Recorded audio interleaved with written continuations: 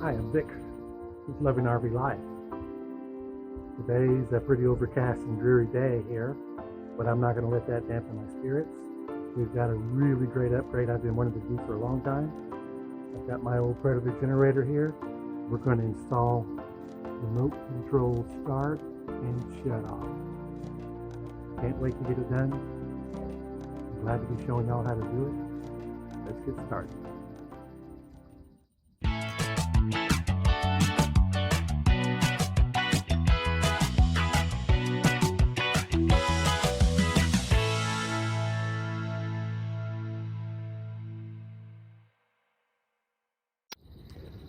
So these are some of the items that we are going to use today to install that remote start on the Predator generator. We're going to start right here with the universal door lock actuator. This is what's going to operate the choke. These are some of the parts that came with it. We're not going to use this little spoke looking wire. It did come with the hardware. We will use that, and we are going to cut the bracket and use that to mount the actuator with. I have the waterproof switch. It's actually water resistant. It just has a rubber cap. It's just a plain single pole, single throw switch.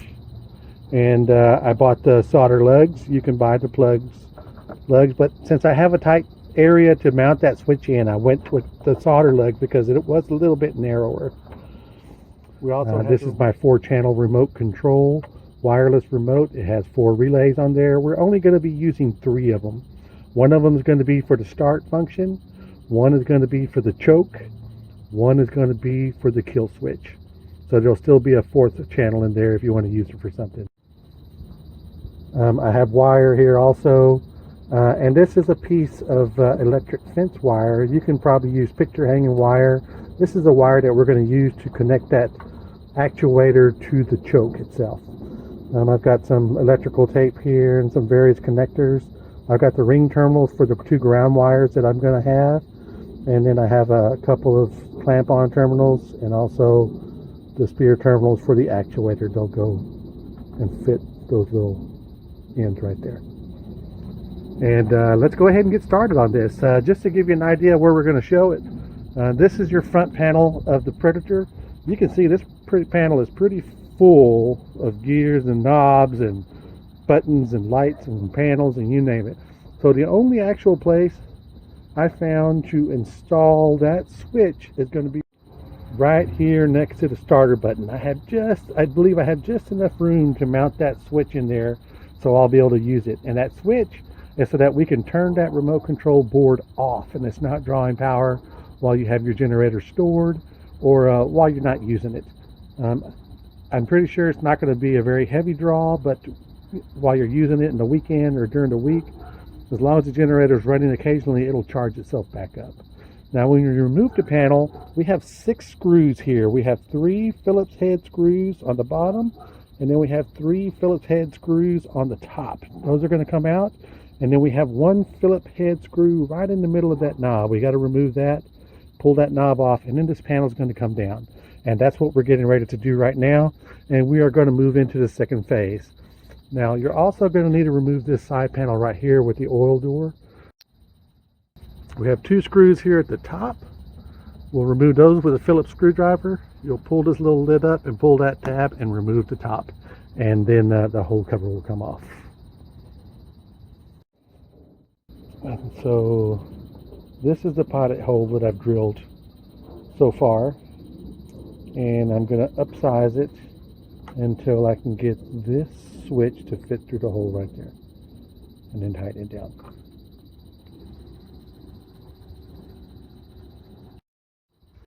So we have our hole drilled right there.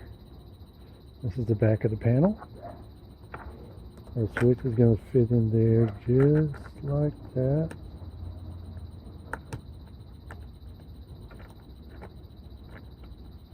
And then we are going to tighten it down. Now I wanted to show you the type of drill bit that I use to open up that hole on the front panel. This is called a step drill bit. And you start with a small pilot hole and it starts to move the hole bigger and bigger and bigger as it goes down. And this is a really easy bit to use. to make some of the larger holes, especially like the one where that switch fits into the panel. You can buy these cheap at Arbor Freight for just a few bucks, maybe $5 or $6 or so. But it really saves time as far as using individual drill bits to open up those holes. Well, here we are. It's the following day. It's a beautiful, cool day out here in Texas right now. We're working on the actuator for the choke on the generator. I have here the little brace that came with the actuator.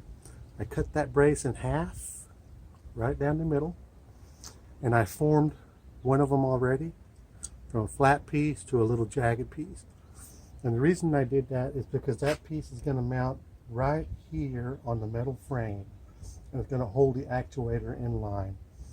I've seen some people that will attach it to the plastic casing right here, but I think it's going to be a much stronger unit if we attach it to the metal frame on the inside. And so that's what I've decided to do.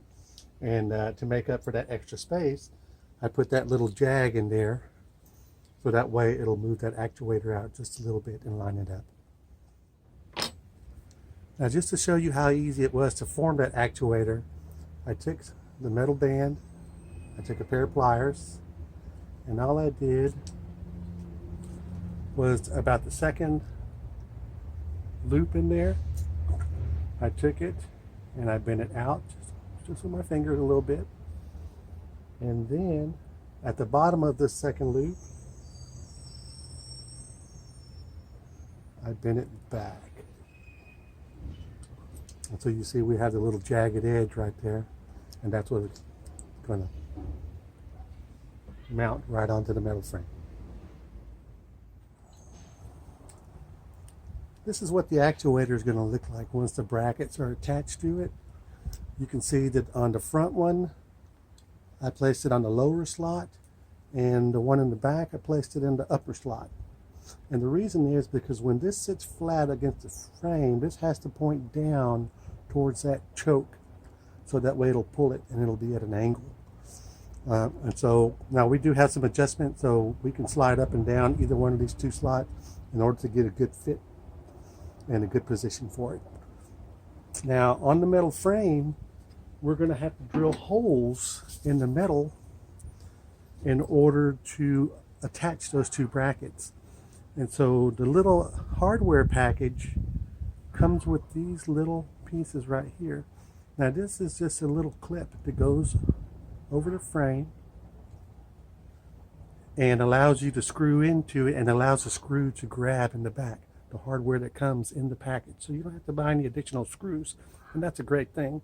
So all you have to do is just drill the hole slightly oversized to the threads of the screw, so that way the screw can pass and go into the clip and tighten down. So we have the actuator installed already.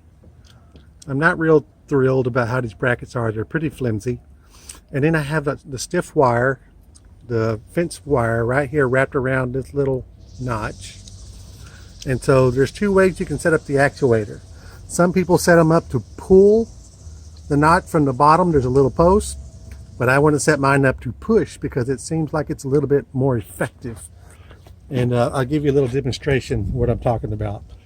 So when you hit the choke, it pushes the choke open. When you let go, it releases it.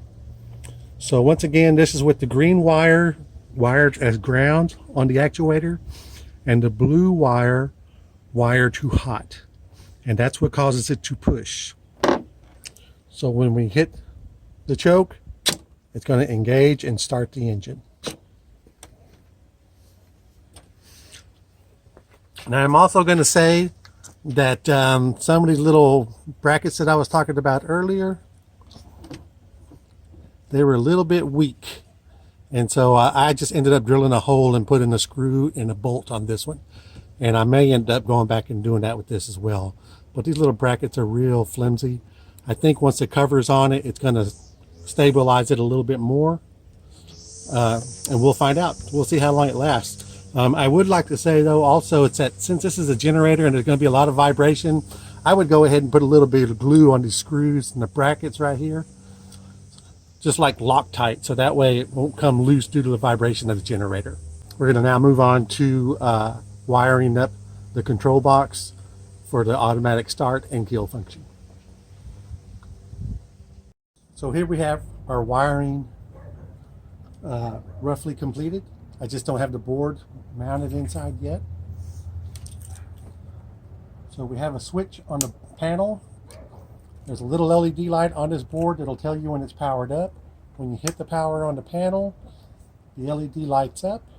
We're ready to use the remote. B is our choke, and A is our start button. So by hitting both of them, we get started. Once it's run, when you're ready to turn it off, the C button is our kill switch. You hold it until it stops, and that's it. Now what's important to know when you're wiring that board is that number 4 and number 3 are A and B. And those are going to be wired with positive hot wires. But number 2, which is our choke, is not a powered circuit. It's just a circuit that closes and creates a ground for the engine. So there's no power going to the kill switch button. We're only closing the circuit. We're connecting those 2 wires and it turns off. Here we have the remote control board. I got some double stick tape on the back of that remote control board, and I'm going to mount it right back in here. Our remote control mounted in the back with double stick tape. I'm going to go ahead and clean up the wires and go ahead and put this panel back on.